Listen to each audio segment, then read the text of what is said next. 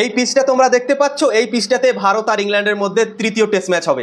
পিচটাকে তোমরা ভালো করে খেয়াল করো, সাইডের যে জায়গাগুলো আছে এবং পিচটাকে দেখো কতটা তফাৎ মনে হচ্ছে। কোনো কিছুই তফাৎ মনে হচ্ছে না, হালকা একটু তফাৎ মনে হচ্ছে। পিচটা একটু ঘাস কম মনে হচ্ছে, সাইডের জায়গাগুলোতে ঘাস একটু বেশি মনে হচ্ছে। তো এই পিচটাতে খেলা হবে ভারত আর ইংল্যান্ডের মধ্যে তৃতীয় টেস্ট ম্যাচ। লর্ডসের পিচ সব দিনই এরকমই থাকে, যখনই লর্ডসে খেলা হয় এরকমই ঘাস রাখা হয় পিচের মধ্যে।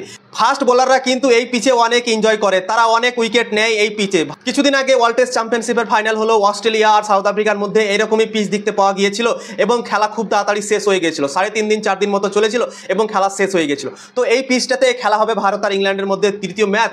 ইংল্যান্ডের ক্যাপ্টেন বেন স্টোক এবং ইংল্যান্ডের হেড কোচ ব্রেন্ডন ম্যাকলাম পিচ কিউরেটরের সাথে কথা বলেছে এবং তারা একটা আবেদন করেছে। তারা আবেদন করেছে কি পিচে যেন পেস থাকে, বাউন্স থাকে এবং সুইং থাকে, তিনটা জিনিসই তারা চাইছে। কেননা তাদের দলে ফিরছে জোফরা আর্চার আর গ্যাস অ্যাটকিনসন, এই দুটো প্লেয়ার তৃতীয় টেস্ট ম্যাচে খেলতে পারে ইংল্যান্ডের দল থেকে। তাই জন্যই ইংল্যান্ডের হেড কোচ এবং বেন স্টোক চাইছে কি পেস, বাউন্স, সুইং তিনটাই থাকে এই পিচে এবং ভারতকে তারা ফাঁসাতে চাইছে পেস বোলিংয়ের জালে। কিন্তু ভারতের কাছেও আছে ভাই দুর্দান্ত বলার, জসপ্রীত বুমরা আছে, মোহাম্মদ সিরাজ আছে এবং আকাশদীপ আছে।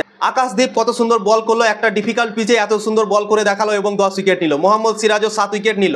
তো কঠিন পিচেও এরা দুজন পারফরমেন্স করেছে এবং জসপ্রীত বুমরা তো আলাদা লেভেলেরই বল করে, তাকে যে কোনো পিচে বল করাও না কেন সে ভালো বল করে দেবে। তো এই পিচগুলোতে তো জসপ্রীত বুমরা মজা নিয়ে নেবে ভাই।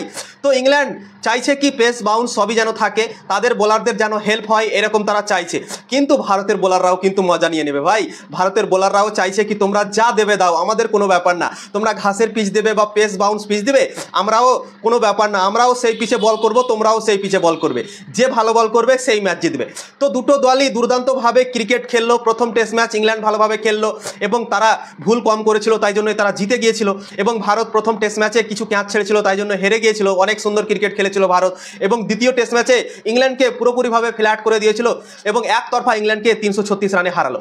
তৃতীয় ম্যাচ দুটো দলেরই জন্য ইম্পর্টেন্ট, যে এই ম্যাচটা জিতবে সে 2-1 সিরিজে এগিয়ে যাবে এবং তাদের সিরিজ জেতার চান্স অনেকটা বেড়ে যাবে। তো অনেক কঠিন পিচে খেলা আছে, বোলাররা অনেকটা মজা পাবে এই পিচে বোলিং করে এবং ভারতের কাছেও দুর্দান্ত বোলার আছে এবং ইংল্যান্ডের কাছেও দুর্দান্ত বোলার আছে। যদি জোফরা আর্চার আর গ্যাস অ্যাটকিনসন যদি খেলে তাহলে তাদেরও বোলিং এবং ভারতেরও বোলিং দুর্দান্ত হয়ে যাবে। তো বোলিংয়ে লড়াই হবে, যাদের বোলিং ভালো পারফরমেন্স করবে সেই দল ম্যাচ জিতবে এবং ব্যাটিংয়ের খেলা হয়ে যাবে, তখন ব্যাটিং যে ভালো করবে সেই ম্যাচ জিতবে। বলারদের যদি তোমরা দেখো তাহলে মিলে যাচ্ছে, আমার তো মনে হচ্ছে কি ভারতের বোলার বেশি শক্তিশালী মনে হচ্ছে, ভারতের বোলাররা ফর্মেও আছে এবং ইংল্যান্ডের বোলাররা খুব একটা ভালো করে উইকেট নিতে পারেনি, ঠিক আছে। তো জোফরা আর্চার অনেকদিন পর কামব্যাক করছে টেস্ট ক্রিকেটে, প্রায় 4 বছর পর সে যদি খেলে তো খেলবে, 4 বছর পর মাঠে নামবে টেস্ট ক্রিকেটে। এবং গ্যাস অ্যাটকিনসন আছে, তারপর ক্রিস ব্রুকস তার সাথে খেলবে, তাদেরও বোলিং অ্যাটাক ভালো এবং ভারতেরও বোলিং অ্যাটাক কিন্তু দুর্দান্ত।